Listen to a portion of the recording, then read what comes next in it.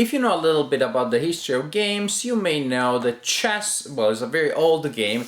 It apparently originated in ancient India, and apparently it had strong similarities with the warfare of the time. It was probably not a war game like we would mean the term these days, but a war-themed game. However, then as time went by, warfare has changed a lot, so the game lost that connection with its original theme. The game pieces started having different functions, and also they were renamed when they moved from the east to the west, and Europeans in the Middle Ages were like, I don't know what that vizier is, I think we're gonna call her queen, because she kind of like works in conjunction with the king. And so the vizier became this transgender monarch, the wife of the king. And so, as you can see, the war changed, the name of the pieces changed. Also, the vizier was a weak piece originally. Now it is the most powerful on the board. So everything changes. At this point, chess is pretty much a very abstract game until somebody decided to make chess a war game again. And that happened in Tank Chess, a game that was funded on Kickstarter. It has been published in 2 versions, a main deluxe version and a light version, which pretty much is the same game, just with a flimsier box and with a board on thin cardboard as opposed to mounted board like you have here. Mounted boards, actually, I should say, because the game can be played in different variants on 2 boards. Tank chess, it's about tank warfare. I would say World War II is pretty abstract, as you can imagine. Apparently, at first sight, it looks like a chess variant, but in truth, the similarities pretty much end with the board. It looks like a chessboard in a sense, but it also looks like a lot of other square grid boards out there, and there are war games that have grids of that kind.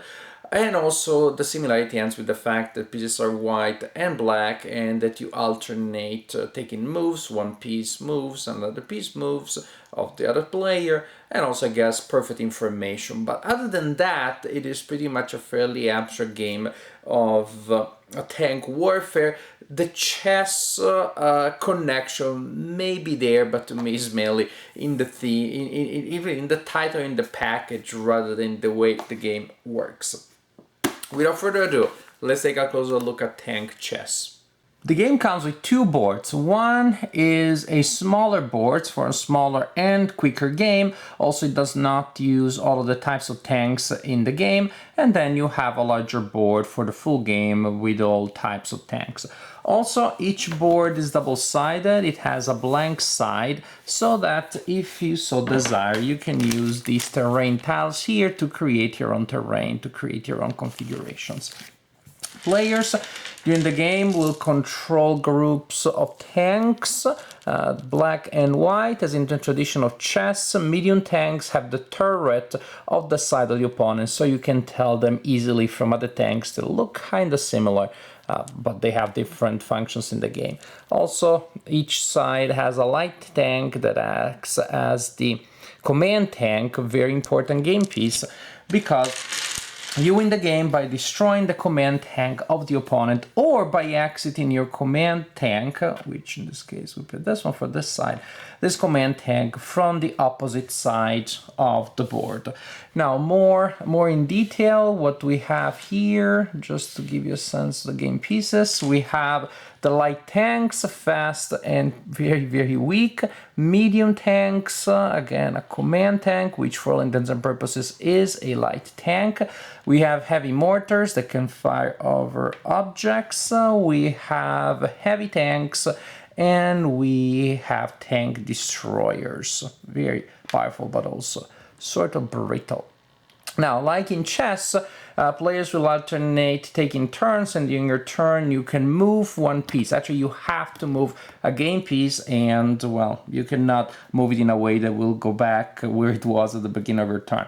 Different chess, after you move your piece, the active piece can get to shoot, usually in a straight line, using line of sight at an infinite distance. There is no range. Important, each player will use a player rate such as this one, and you'll become very familiar with it. You will learn what each tank does. Okay, it's very important to know. Well, the maximum speed, of course, up to which you can move the tank you decided to activate. The armor, I like this level of detail that, it is historically accurate. The tanks are not equally armored on each side. The front is the most heavily armored, and then you have side armor and rear armor, which is, well, the best place to shoot. So, for example, a light tank has an armor of 1 in the front, 0, 0 on the sides, as opposed to one heavy tank that has 3, 2, and 1. As for orientation, front is only the X right in front of the tank, and rear only and exactly the one behind. Every other X that you can use to target a tank is a side. That, of course, tanks can also be in that position facing a corner instead of an edge, but they always must be clearly facing either an edge or a corner, in which case this is the front, this is the rear, and everything else is the sides. Then we have the gun, which is the power of the gun, the power of destruction. The shooting direction, which for most units is in 3 possible directions. For this tank, for example, would be in the 3 axes that are sort of coming out of the front axis. If you are facing a corner, then it would be the one right in front of you, and then the lines on the 2 sides. The heavy mortar and the tank destroyer only can shoot right in front of them. The heavy mortar actually is the only one that has a range limit, because it shoots only between a range of 3 and 5. Kind of limited, but again, there is advantage that can shoot over obstacles such as this one. Others don't.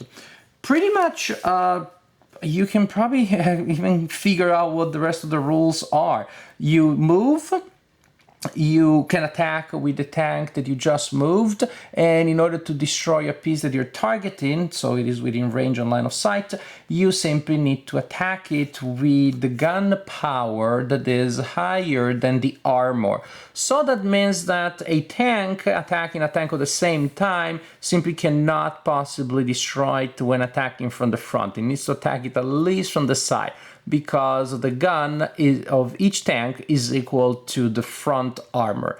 So again, a gun of 1 wouldn't do nothing against armor 1, and that also means that you can attack a tank of the next rank only and exactly from the rear. So a medium tank could with 2 could always destroy a light tank, could destroy a medium tank only attacking from front or rear, could destroy a heavy tank only when attacking exactly from the rear. Things are a little trickier with these other guys because, well, here you have a gun of 4, so you can destroy anything that is on the board, but again, shoots at a lower range, at a narrow range, and again, very powerful gun here too, but again, narrow range, but with limitations, but advantages that I mentioned. Move, attack, and if you can demonstrate that you can kill something, you kill that something. For example, if after movement, this is the situation, this one moves and ends there, then you can shoot at that tank. Gun of 1, armor is 0 on that side, boom, it is removed. There is no intermediate, there is no losing a step or special effects. You're either in full strength or you're removed from the game if you have been hit. Here, this tank is moving, turning, ends like that, and boom, it attacks that tank there and destroys it. It's pretty much this is what it is. Oh, actually, as for movement, this is important. We looked at the maximum speed. It is the number of moves that a tank can make. And a move can be to move right ahead, either in the hex that you're facing, in the hex that you're facing, either through the edge that you're facing or through the corner that you're facing. You can also turn by 45 degrees in place, and that counts as a move. You can also move straight back by 1, but that is the only move that you can perform. So for example, a light tank of 5 could move 1, then turn 2, 3, 4, and 5. Of course, ending movement in a certain orientation can be very, very important, again, precisely because you're trying to offer your best armored side to potential opponents. You're also in general just hiding there and trying and hoping that you can do peekaboo and boom and shoot right as you come out of cover, ideally. This is the general idea. Move, say the mortar moves by 3, 1, 2, and 3. The destroyer, very powerful, we said, can move by 4, fairly agile, and maybe we want to do 1, 2, 3, 4, and so on and so forth. Continue alternating, the players alternate moving a tank at a time, and if possible they attack and destroy an enemy with the tank that they just activated and moved. Continue like this until a player had destroyed the tank of the opponent. You also have to announce check if you will be able to destroy the command tank of the opponent next turn. You can also win by exiting the opposite side with your command tank, in which case you also have to announce that 1 turn in advance. Just chess style. This is how you play chess tank. I like this game quite a bit. I would say more than I expected. To start with, I expected it to be a chess variant, maybe with game pieces that behaved mainly like chess pieces. But actually, again, the pieces have different functionality. They work differently from chess pieces, and they feel surprisingly thematic.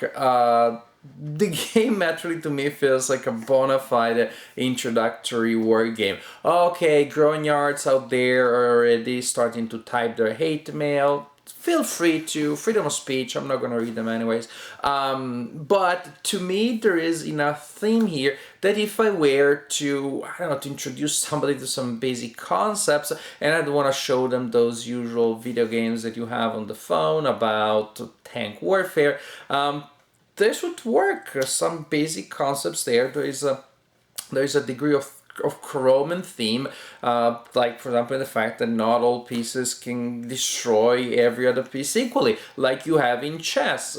Depending on where you're coming from, well, any piece can kill pretty much any other piece. Well, not here, because your gun may not be strong enough, or it may be strong enough depending on the angle. These are considerations that I found quite interesting.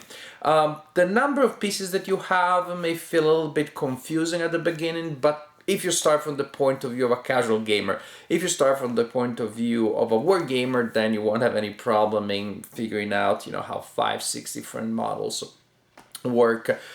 Definitely it is much simpler than most war games out there, and yet gave me a little bit of this war game feel that I was really thinking about the game piece in terms of tanks, in terms of mortar, in terms of destroyers, in terms of these clanky vehicles that have a hard time turning around and maneuvering back, and that they're hiding behind obstacles, and that in an abstract way represents the hull down situation that you have in tank warfare, and they try to come out right when it is the right time to score a hit against the opponent. I found the game to be very pleasant, very engaging.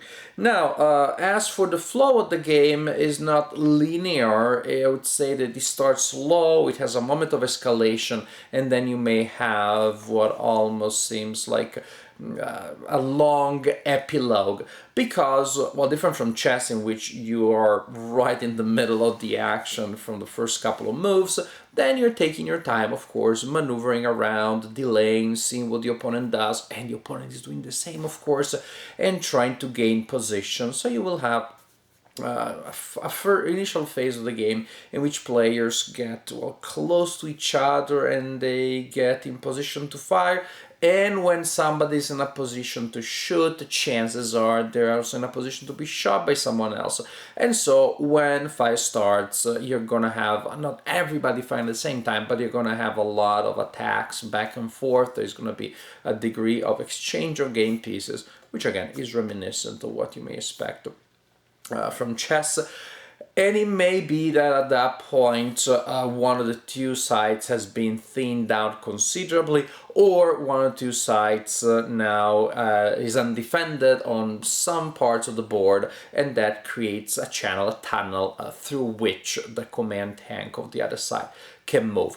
That is not to say that, quote unquote, the real game lasts 10 minutes when an actual game session may last about an hour, but definitely there is that acme of action, the concentration of actions, and then there is the denouement in which one side is really trying to corner and maneuver the command tank of the opponent, or one tank is making a run for it, and you realize, oops, I'm gonna lose.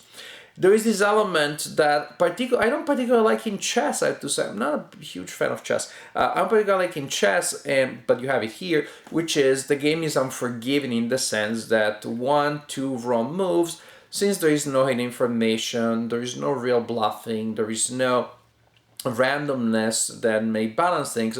1, 2 wrong moves may put the opponent in a position of geometric objective superiority, and they're gonna win the game. Now, if you have been really concentrated on the game, really pay attention, considering everything, and working on it for 20, 30, 40 minutes, and then because you got distracted for a minute, then you're gonna lose the game, that may feel anticlimactic. Even for the winner, even if you were the winner and you realize it was just because the glaring mistake that your opponent made, maybe it's not going to be as satisfying as you expected. So there is that limitation, which actually is one of the reasons why I'm not a big fan of chess, or in any case of other games in which the whole thing comes down to like one move.